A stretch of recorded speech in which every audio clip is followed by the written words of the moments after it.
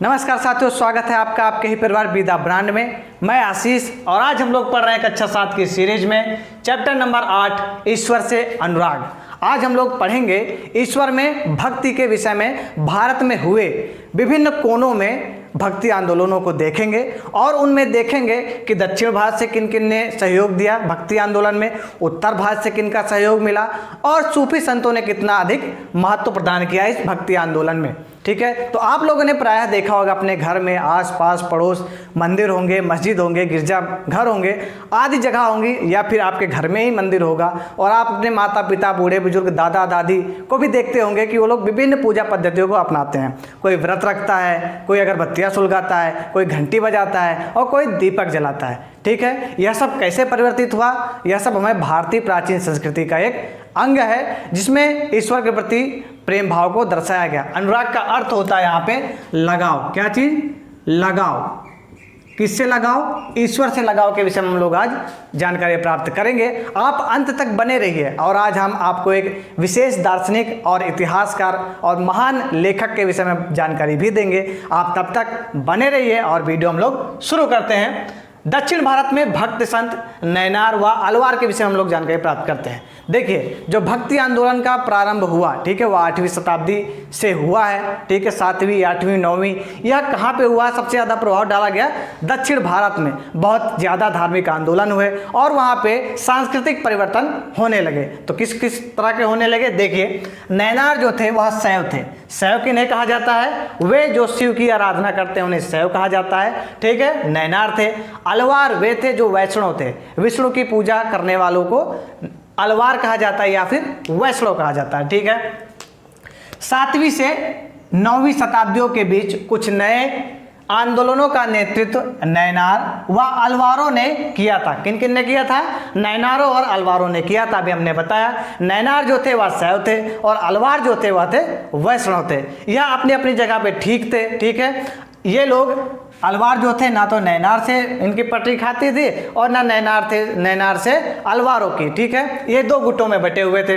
ये संत सभी जातियों के होते थे। ठीक है, उन सभी जातियों के होते थे जिनको अस्पृश्य कहा जाता था, जिनको अछूत माना जाता था दक्षिण भारत में, उन सभी जातियों के थे जो इस ग्रुप में आए थे, अर्थात ग्रुप में कौन? आंदोलनों में भाग लिए थे। जैसे अस्पृश्य कौन थे दक्षिण भारत में? पुलैया और पनार जैसे अस्पृश्य समझी जाने वाली जातियों के थे। अस्पृश्य किन्हें कहा जाता है? हरिजन। आपने एक नाम सुना होगा, हरिजन। उनको क्या कहा जाता है? अस्पृश्य। जो वैदिक काल, उत्तर वैदिक काल है, वैदिक काल में क्या हुआ था? वहाँ पे वर्ण व्यवस्था थी। आप अगर पढ़ा रहे हैं तो आप ब्राह्मण हैं, अगर आप युद्ध कला में बहुत निपुण हैं तो आप क्षत्रिय हैं, सेवा कार्य कर रहे हैं तो शूद्र और व्यापार कर रहे हैं तो वैश्य हैं। लेकिन बाद में उत्तरवर्ती जो इतिहास है हमारा, ठीक है, उत्तर वैदिक काल में यह सब बदल गया। अगर आप ब्राह्मण कुल में उत्पन्न हो रहे हैं तो आप ब्राह्मण कहलाएंगे। अर्थात उसमें क्या कह दिया गया? जन्म के आधार पर क्या करने लगे? वर्ण का विभेद करने लगे। वहीं पे क्या हो गया? विसंगति आ गई और वहीं पे जो छोटे कामगार थे या सेवादार थे उनको क्या कहा जाने लगा? अस्पृश्य कहा जाने लगा। ठीक है, समझी जाने वाली जातियों के लोग नैनार हुआ फिर अलवार हुआ करते थे। ये सभी बौद्ध धर्म और जैन धर्म के बहुत कटु आलोचक थे। ठीक है, किन किन के? बौद्धों के और जैनों के। इन्होंने संगम साहित्य, जो कि तमिल भाषा में लिखी गई थी, कि सभी शिक्षाओं को अपने मूल्यों में समावेशित किया। अब संगम साहित्य क्या चीज़? हमने पिछली कक्षाओं में, कक्षा 7 की पिछली कक्षाओं में और कक्षा 6 में भी आपको तमिल साहित्य के, संगम साहित्य के विषय में जानकारी प्राप्त की है। यह जो साहित्य थे, ठीक है, संगम साहित्य वह पहली से दूसरी शताब्दी के मध्य लिखे गए थे। ठीक है, जिसमें विभिन्न राजवंशों की उत्पत्ति के विषय में बताया गया है। इन सभी के जो क्षेत्र था, ठीक है, जो दक्षिण भारत का क्षेत्र था, वहाँ पे संगम साहित्य का बहुत ही अधिक महत्व हुआ करता था और इनके जो ज्ञानप्रद बातें थी वह सभी नैनार और अलवारों ने अपना लिया। नैनार व अलवार संत घुमक्कर थे। देखिए, अगर आप संत हैं, आपने प्राय विभिन्न संतों को देखते होंगे कि वो आपके गांव आते हैं, आपके गांव से कुछ भिक्षा लेते हैं और फिर अगले गांव में जाते हैं, अपना प्रचार प्रसार करते रहते हैं। उसी तरह जो नैनार व अलवार थे वह भी क्या थे? घुमक्कर थे। वह दक्षिण भारत विभिन्न कोनों में गए, विभिन्न गाँवों में गए। ठीक है, वहाँ के जो स्थानीय देवी देवता थे उनकी प्रशंसा किया और प्रशंसा में उन्होंने कविताएं लिखी और उन कविताओं को लिखकर संगीतबद्ध कर दिया करते थे, जिससे लोगों को सुविधा होती थी। और जैसे आप लोग अभी पढ़ते हैं ना, ओम जय जगदीश हरे, इसी प्रकार के जो गीत थे उन लोगों ने रचा और दक्षिण भारत में उनका बहुत अधिक प्रभाव बढ़ गया। नैनार संत संख्या में 63 थे। इनकी संख्या कितनी थी? 63 थी। उनमें भी सर्वाधिक जो प्रसिद्ध थे वो कुछ नाम यहाँ पे हैं। अपार थे, सबंदर थे, सुंदरार थे, वह मणिक्कव सागार। कौन थे? मणिक्कव सागार थे। ये सभी क्या थे? प्रसिद्ध थे नैनार संतों में।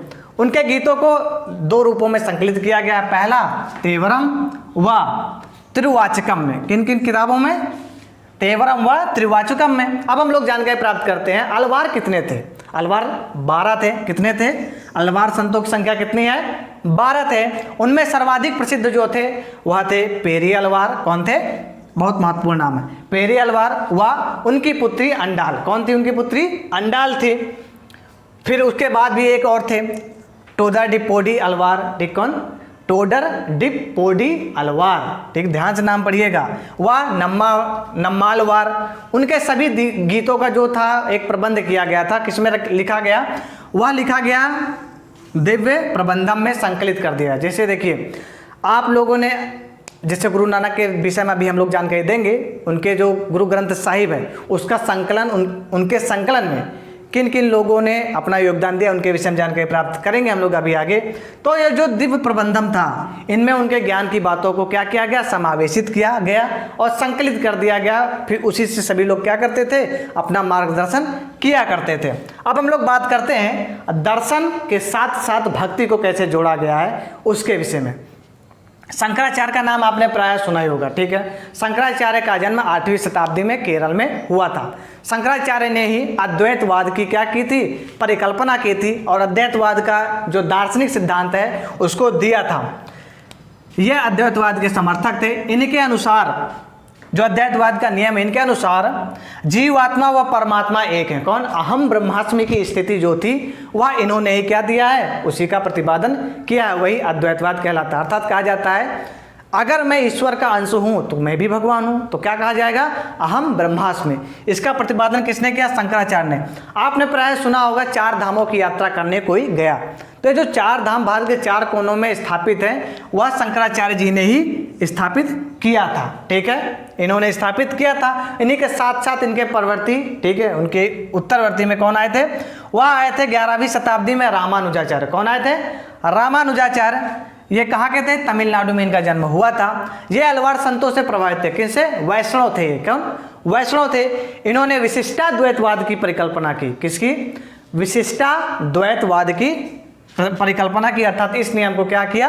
प्रतिपादित किया, जिसके अनुसार आत्मा परमात्मा में मिलने के बाद भी अपना एक अलग अस्तित्व बनाए रखता है। यह नियम कौन सा है? विशिष्टाद्वैत का। ठीक है, विशिष्टा अद्वैतवाद में क्या कहा गया है? आत्मा परमात्मा में विलीन होने के बाद भी अपना एक स्वच्छंद या फिर कह लीजिए स्वतंत्र अस्तित्व बनाए रखता है। यही विशिष्टाद्वैतवाद है। अब हम लोग बात कर लेते हैं वीर शैव आंदोलन के विषय में। इसी के साथ साथ इसका जो प्रारंभ है वह बसवन्ना, अल्लामा प्रभु व अक्कम महादेवी ने, किसने? अक्क महादेवी ने प्रारंभ किया था। इन्हीं ने इस जो आंदोलन है इसका कार्यभार संभाला था। यह आंदोलन कहाँ पे हुआ था? कर्नाटक में हुआ था। कहाँ पे हुआ था? कर्नाटक में हुआ था। वो भी कब? 12वीं शताब्दी के आसपास हुआ था। ये सभी विभिन्न प्रकार के धार्मिक कर्मकांड जो होते थे उनको और मूर्ति पूजा का बहुत ही अधिक विरोध करते थे। जानकारी प्राप्त करते हैं महाराष्ट्र के प्रमुख भक्ति आंदोलन के उन्नायकों के विषय में। तो उनमें से जो 13वीं व 17वीं शताब्दी के मध्य प्रमुख उन्नायक हुए भक्ति आंदोलन के महाराष्ट्र में, उनमें ज्ञानेश्वर, नामदेव, एकनाथ, तुकाराम के साथ ही साथ कुछ महत्वपूर्ण महिलाओं ने भी इसमें योगदान दिया था, जिनमें सखुबाई थी। कौन? सखुबाई थी। और एक स्त्री और थी जो कि महार जाति से, जो कि अस्पृश्य जाति कही जाती थी, उससे संबंधित थी, जिनका नाम था चोखाबाई। कौन थी? है चोखाबाई। इन्होंने भक्ति आंदोलन में बहुत अधिक महत्वपूर्ण योगदान दिया और महाराष्ट्र में एक अलग पहचान बनाया। भक्ति की यह क्षेत्रीय परंपरा, ठीक, कौन? यह जो भक्ति की क्षेत्रीय परंपरा महाराष्ट्र में सीमित थी। पंढरपुर में विट्ठल, ठीक है, विट्ठल किनको कहा जाता है? विष्णु भगवान के एक रूप को विट्ठल कहा जाता है। पर तथा जनमन के या फिर जनमानस के व्यक्तिगत देव, जो व्यक्ति जिस भगवान को पूजा करते थे, ठीक है, उसको क्या कहा जाता है? व्यक्तिगत देव। संबंधी विचारों पर केंद्रित था, अर्थात इन लोगों का जो विचार था किन किन पर केंद्रित था। एक तो वे, ठीक है, जो पंढरपुर के परंपरा अर्थात विट्ठल देव के ऊपर पूजा पाठ में विश्वास रखते थे, विट्ठल देव के अनुयायी थे, और दूसरे जो अपना व्यक्तिगत किसी को देवता मानते थे, भगवान विष्णु हो गए और बहुत सारे देव हो गए, उनको मानते थे, उन सभी पर क्या था, ये केंद्रित था, आधारित था। इन संत कवियों ने सभी प्रकार के कर्मकांडों, ठीक है, कर्मकांड, पूजा पाठ करना, व्रत रखना, या फिर अगरबत्ती जलाना, घंटी बजाना, दीपक जलाना, एक कर्मकांड, पवित्रता के ढोंगों, ठीक है, आप गंगा पे नहाएंगे तो पवित्र हो जाएंगे, क्योंकि वहाँ पे गंगा थी ही नहीं, तो लोग क्या जाने गंगा में नहाने से क्या होता है, ठीक, कहा जाता है गंगे तो दर्शनार्थ मुक्ति, अर्थात गंगा में नहाइए ना नहाइए, उसके देखने से आप क्या हो जाते हैं, पवित्र हो जाते हैं, ठीक है। पवित्रता के ढोंगों और जन्म पर आधारित सामाजिक अंतरों का विरोध किया, ठीक है, धर्म या फिर जाति पर जो इनको विभेदित किया जाता था, उन सभी का इन्होंने क्या किया, विरोध किया, ठीक है। जैसे वो ब्राह्मण हैं, क्षत्रिय हैं, वो ऊंचे कुल के, और ये SC ST हरिजन वगैरह, इन सभी में उन्होंने जो विभेद था, इनको क्या किया, कम करने का प्रयास किया।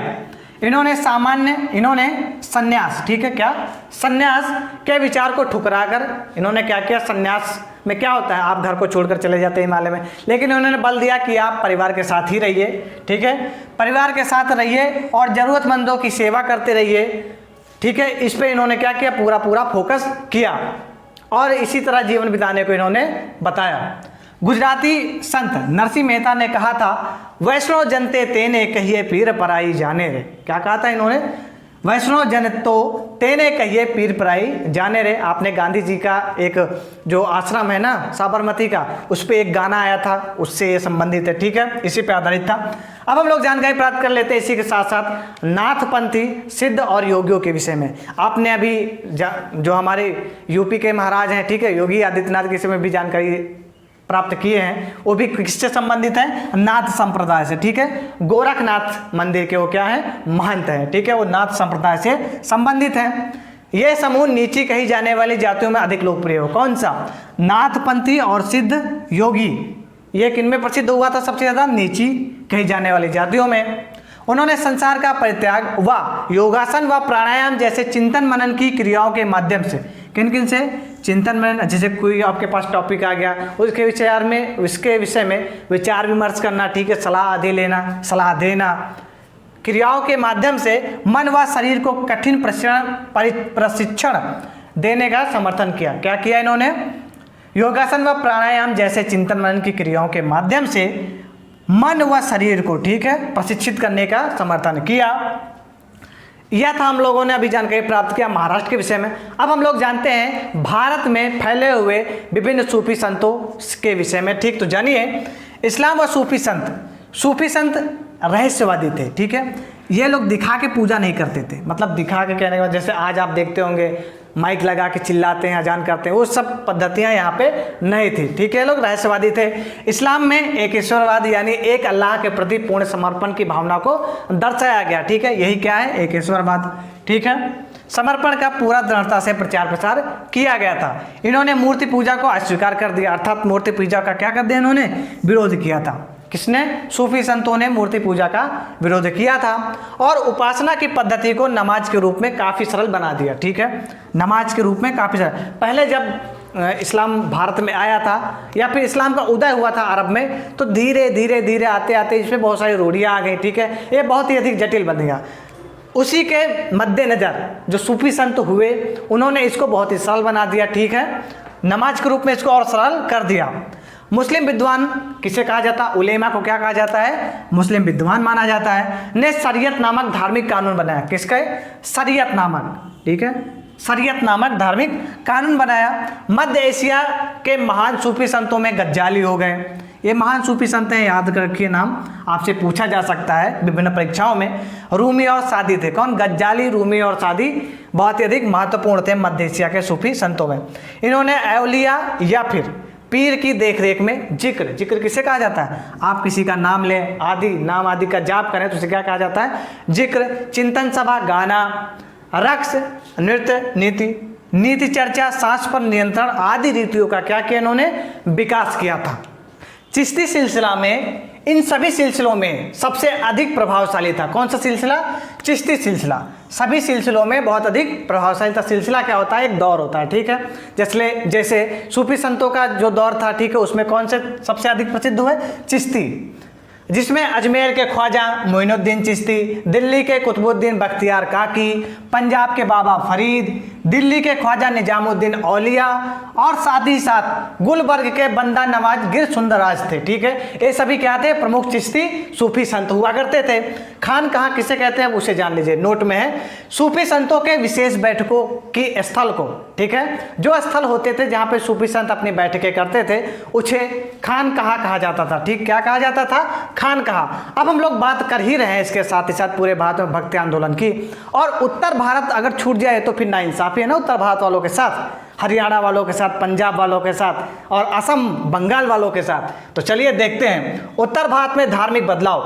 13वीं शताब्दी में उत्तर भारत में भक्ति आंदोलन की एक नई लहर आई थी। कब? 13वीं शताब्दी। बहुत इंपॉर्टेंट क्वेश्चन है, यूपीएससी कहीं पे भी ले लीजिए, इन सबसे बहुत अधिक क्वेश्चन आते हैं, ठीक, ध्यान से पढ़िए। इसको इस्लाम ब्राह्मणवादी, ठीक है, कौन? इस्लाम ब्राह्मणवादी, हिंदू धर्म, सूफी मत, भक्ति की विभिन्न धाराओं ने समय समय पे प्रभावित किया। किसको? भक्ति आंदोलन। कहाँ के? उत्तर भारत के भक्ति आंदोलन को किन किन ने प्रभावित किया? इस्लामिस्टों ने, ठीक है, ब्राह्मणवादियों ने, उसके साथ ही साथ हिंदू धर्म ने, फिर सूफी मत के मानने वालों ने, ठीक है। इन सभी ने क्या किया था? बहुत अधिक प्रभावित किया है। साथ ही साथ नाथपंथियों, सिद्धों और योगियों ने भी इसको अधिक प्रभावित दिया है। अब हम लोग असम की ओर चलते हैं। असम के शंकरदेव, ये परवर्ती 15वीं शताब्दी के थे, 15वीं शताब्दी उसके बाद के समय के ये थे। इन्होंने विष्णु भक्ति पर बहुत ही अधिक अपने उपदेशों को दिया, ठीक है। अर्थात इनको कह सकते हैं कि ये कौन थे? वैष्णव थे, ठीक है। असमिया भाषा में कविताएं तथा नाटक के लिए नामघर, देखिए इन्होंने एक प्रथा चालू की थी, उसे कहा जाता है नामघर। किसने चालू किया था? शंकरदेव ने। असमिया भाषा में कविताएं तथा नाटक के लिए नामघर। नामघर होता क्या है? कविता पाठ या फिर प्रार्थना घर, ठीक है, जहाँ पे लोग जाके कविता पाठ करते थे वो, या फिर कह लीजिए वहाँ पे सामूहिक प्रार्थना घर हुआ करता है, उसे क्या कहा जाता है? नामघर स्थापित करने की इन्होंने पद्धति चलाई। और जिनको किन किन ने अपनाया? दादू दयाल ने, रविदास ने, मीरा ने।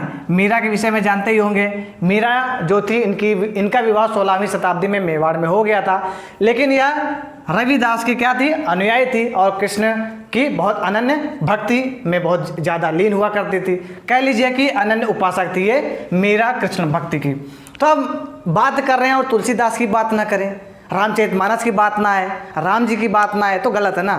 तो देखिए भक्ति आंदोलन में तुलसीदास जी ने बहुत अधिक अपना योगदान दिया।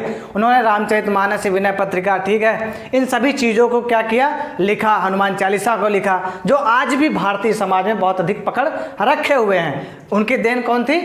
रामचरितमानस, जिसमें भगवान राम के चरित्र का बहुत ही अधिक अनुपम विवरण दिया गया है। आज अब हम बात करते हैं चैतन्य देव की, ठीक है। चैतन्य देव 16वीं सदी में बंगाल के एक भक्त थे। कौन? चैतन्य देव बंगाल के भक्त थे।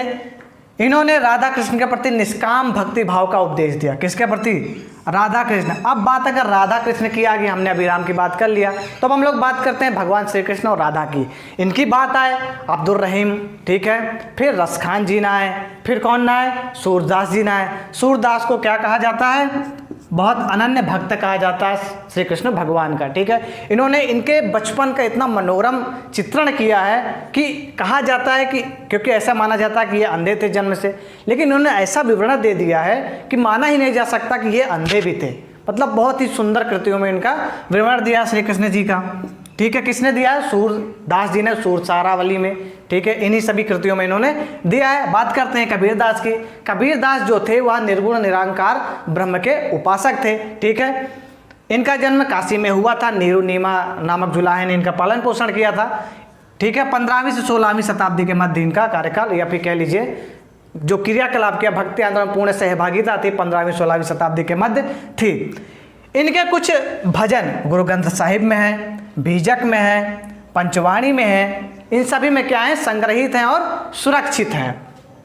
अब बात करते हैं गुरु नानक देव के विषय में, ठीक है। करतारपुर, ठीक है। अभी पहले बात कर लेते हैं इनका जन्म कहाँ हुआ था। इनका जन्म हुआ था तलवंडी में, ठीक है, जो कि पाकिस्तान में आधुनिक है, इस समय पाकिस्तान में। इन्होंने एक डेरे का क्या किया? निर्माण किया था, जहाँ पे एक केंद्र बनाया हो। कहाँ था? करतारपुर में था। कहाँ? करतारपुर, जो कि रावी नदी के तट पर है, डेरा बाबा नामक केंद्र स्थापित किया था। और यहीं से क्या किया इन्होंने? इस सिख धर्म का क्या किया? पूरे भारत ही सहित पूरे विश्व में प्रचार प्रसार करने का एक काम किया था। इनके यहाँ जो इस धर्म के मानने वाले थे वह विभिन्न जाति गतिरोधों को छोड़कर एक साथ भोजन करते थे, एक ही साथ रसोई में क्रियाकलाप करते थे, अर्थात कोई डालता था, कोई कटिंग करता था, ठीक है, कोई परोसता था। इन सभी का कार्य जो करते थे वह सब एक साथ थे और विभिन्न जातियों से संबंधित थे। इसे क्या कहा जाता? एक साथ बैठकर गुरुद्वारे में भोजन करना क्या कहलाता था? लंगर कहा जाता था। और जो गुरु नानक जी ने कहा था कि एक स्थान होगा जहाँ पे हम लोग पूजा पाठ करेंगे, ठीक है, विभिन्न धार्मिक क्रियाकलाप करेंगे, सांस्कृतिक क्रियाकलाप करेंगे, तो उसको क्या नाम दिया था उन्होंने? धर्मशाल। बाद में इसी को क्या कहा गया? गुरुद्वारा कहा गया। आपने हरमंदिर साहिब का तो नाम सुना ही होगा, ठीक है, स्वर्ण मंदिर का नाम सुना ही होगा, ठीक है, वह भी एक क्या है? गुरुद्वारा है। गुरु नानक देव ने 1539 से, अर्थात गुरु नानक देव की जो मृत्यु होती है वो 1539 में हुई थी। उससे पहले उन्होंने गुरु अंगद देव को अपना उत्तराधिकारी चुन लिया था, अर्थात उन्होंने गुरु अंगद देव को अगला गुरु घोषित कर दिया था। गुरु अंगद देव ने, ठीक है, नानक के उपदेशों को गुरुमुखी में लिखा था। कहाँ पे लिखा था? गुरुमुखी में लिखा, और उस संग्रह में अपने कृतियों को भी जोड़ दिया। आगे गुरु अंगद देव के 3 उत्तराधिकारी होते हैं, ठीक है, उन्होंने अपनी रचनाएं गुरु नानक देव के नाम पर किया, जिसका संकलन या फिर संग्रह गुरु अर्जुन देव ने 1604 ईस्वी में किया था। जो गुरुमुखी है उसमें शेख फरीद, संत कबीर, नामदेव व गुरु तेग बहादुर जैसे सूफियों, संतों व गुरुओं की वाणियों को क्या किया गया? संकलित किया गया, ठीक है, संग्रहित किया गया। जैसे सूफी संत हुए, उन्होंने कोई उपदेश दिया, संत हुए, उन्होंने कोई ज्ञान की बात की, गुरु हुए, कोई उपदेश दिया, ठीक, उन सभी की वाणियों को क्या किया गया? संग्रहित किया गया और जोड़ा गया। 1706 में इस संग्रह को गुरु तेग बहादुर के उत्तराधिकारी, किसने? उत्तराधिकारी गुरु गोविंद सिंह ने प्रामाणिक किया, ठीक, क्या किया? प्रामाणिक किया, अर्थात उसको क्या क्या क्लियर किया कि हाँ सही है कि गलत है, किसकी कौन है, ठीक, इन सभी क्या किया? प्रमाणिक किया, जिससे आज गुरु ग्रंथ साहिब के नाम से क्या कहा जाता है? जाना जाता है। गुरु ग्रंथ साहिब कहा जाता है इसको आज, जिसको उन्होंने प्रमाणिक किया था। किसने? गुरु गोविंद सिंह ने। 17वीं शताब्दी के प्रारंभ में गुरुद्वारा हरमंदिर साहिब के पास, ठीक है, कब? 17वीं शताब्दी में हरमंदिर साहब के पास रामदासपुर, तब रामदास कहा जाता था, अब कहा जाता है अमृतसर का क्या होने लगा था? विकास होने लगा था। 1606 में जहांगीर ने अर्जुन देव को मृत्युदंड दे दिया, ठीक है। 1699 में खालसा पंथ की स्थापना गुरु गोविंद सिंह जी ने किया। गुरु नानक ने अपने उद्देश्य के सार को, ठीक है, किसको? अपने उद्देश्य के सार को व्यक्त करने के लिए 3 शब्दों का प्रयोग किया। ये बहुत इंपॉर्टेंट है। किन किन का? पहला नाम, नाम में क्या था? सही उपासना, आप जिसकी कर रहे हैं उसके नाम को सही प्रकार से लेना, ठीक है। दान, दूसरों की भलाई के लिए दान करना। स्नान, स्नान से शरीर को ही नहीं धोना, साथ ही साथ क्या करना? अपने विचारों में भी क्या करना? पवित्रता लाना। अब हम लोग बात करते हैं इंटरेस्टिंग फैक्ट के अंतर्गत मार्टिन लूथर जी के विषय में, ठीक है। तो जानिए, इनका जो समय था वह था 1483 से कब तक का था? 1546 ईस्वी तक था। 16वीं सदी में यूरोप में कई धार्मिक उथल पुथल हुए, ठीक है। उसमें से सबसे बड़ा उथल पुथल ईसाई धर्म में हो रहा था। क्या हो रहा था उसमें? बदलाव, ठीक है। यह जो बदलाव हो रहे थे उन सभी को बदलाव लाने के लिए, उन सभी बदलाव को कौन महत्वपूर्ण थे? मार्टिन लूथर जी थे। यह एक नेता थे उन सभी नेताओं में से जिन्होंने इस आंदोलन को क्या किया? बढ़ावा दिया था। लूथर ने महसूस किया कि कैथोलिक चर्च जो है, ठीक है, कैथोलिक चर्च, उस समय 2 चर्च होते थे, एक थे प्रोटेस्टियन, ठीक है, दूसरे होते थे कैथोलिक चर्च। जो कैथोलिक चर्च थे वह क्या हो रहे थे? उस समय भ्रष्ट हो रहे थे। कैसे? अब बाइबिल में लिखा हुआ कुछ और है और वो कर कुछ और रहे थे, ठीक है। क्या कह रहे थे? तो भ्रष्ट हो चुके थे।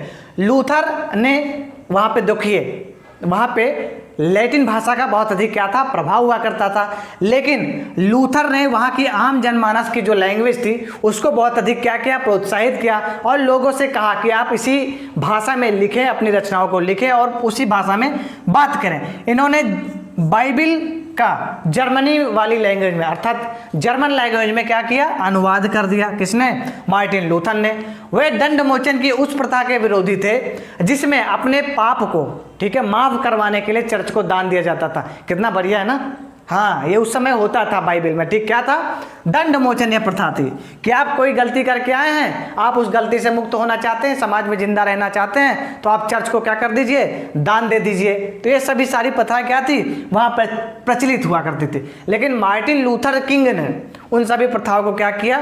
समाप्त किया और वहाँ पे पुनर्जागरण के कार्यकाल में अपना बहुत महत्वपूर्ण योगदान दिया। आज का वीडियो यहीं तक। यह वीडियो आपको बहुत अच्छा लगा होगा, लाइक करें, इसे शेयर करें, कमेंट करें। इससे संबंधित जो नोट्स हैं वह आपको हमारे टेलीग्राम चैनल पे मिल जाएंगे, जिसका लिंक डिस्क्रिप्शन में है। साथ ही साथ डिस्क्रिप्शन से गुजरते हुए आप विभिन्न प्लेलिस्टों जैसे रोचक बातें, इतिहास और ज्योग्राफी के विभिन्न प्लेलिस्टों से ज्ञान को अपने बढ़ाइए और मुस्कुराते रहिए। तो मिलते हैं नेक्स्ट वीडियो में। धन्यवाद।